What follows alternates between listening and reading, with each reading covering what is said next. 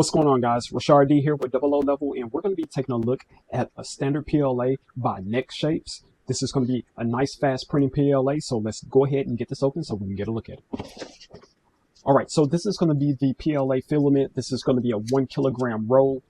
This is going to be packaged in a nice recyclable box, and this is going to be in a recyclable spool as well. So once this is finished, you can go ahead and help the environment.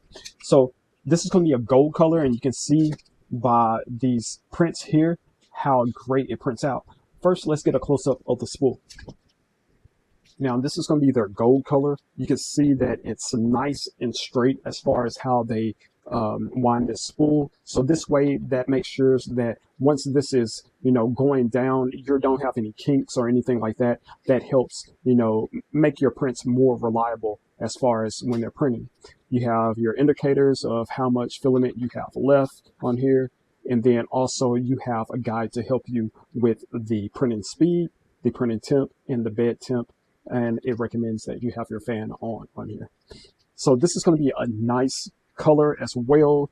It's a gold color. It's going to be nice and shiny, has a flat feel. Let's go ahead and take a look at the prints. So for a nice detailed print, this is going to be something that just came straight off the print bed, pulled off the supports that it had on it, and you can see that it prints really well. The detail is there. This could have been a lot better depending on how you have your settings, but coming straight off the bed to the print, this is really good. This is going to be a little bit larger print. This print had multiple supports on it. I went ahead and peeled them off, and also I did a little touch up to the stringing that happened from the supports because a couple of the supports actually failed, but the print didn't fail.